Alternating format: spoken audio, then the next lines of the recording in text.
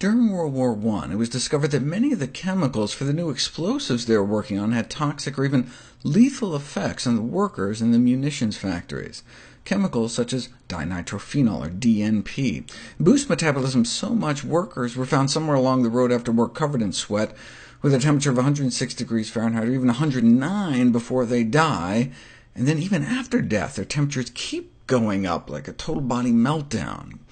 But at subacute doses, workers claim to have grown thin to a notable extent after several months working with the chemical. That got some Stanford pharmacologists excited about the promising metabolic applications of DNP. One dose, and our resting metabolic rate jumps up 30%, an actual fat-burning drug. People started losing weight, no apparent side effects as a result of their weight-reducing treatment. On the contrary, they felt great, until thousands of people started going blind, and users started dropping dead from hyperpyrexia, fatal fever from the heat created by the burning fat.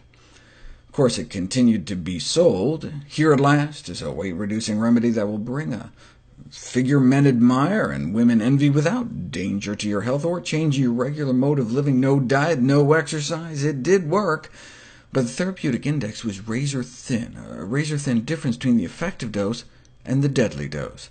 It was not until thousands suffered irreversible harm that it got pulled from the market, until, of course, it was brought back by the Internet for those dying to be thin.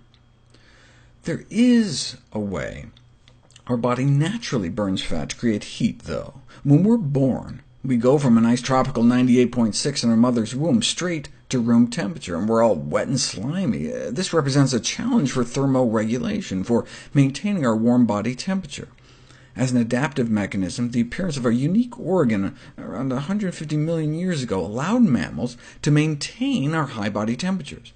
That unique organ is called brown adipose tissue, or BAT, whose role is to consume fat calories by generating heat in response to cold exposure. The white fat in our bellies stores fat, but the brown fat, located up between our shoulder blades, burns fat.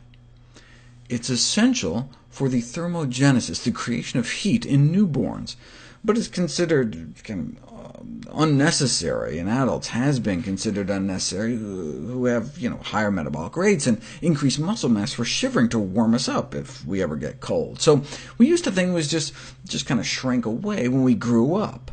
But if it was there, then it could potentially make a big difference for how many calories we burn every day, but supposedly we outgrew it. But when PET scans were invented to detect metabolically active tissues like cancer, oncologists kept finding hot spots in the neck and shoulder regions that on CT scan turned out to be not cancer, just fat. Then some observant radiologists noticed they appeared in patients mostly during the cold winter months. And when we looked closer at tissue samples taken from people who had undergone neck surgery, we found it: brown fat in adults.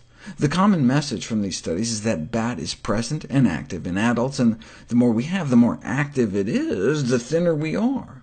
And we can rapidly activate our fat-burning brown fat by exposure to cold temperatures. For example, you hang out in a cold room for 2 hours in your undies and put your legs on a block of ice for 4 minutes every 5 minutes, and you can elicit a marked increase in energy expenditure thanks to brown fat activation. So hey, these studies point to a potential natural intervention to stimulate energy expenditure, turn down the heat, and burn calories, and reduce your carbon footprint in the process. But thankfully for those of us who would rather not lay our bare legs on blocks of ice, our brown fat can also be activated by some food ingredients, such as those we'll cover in the next video.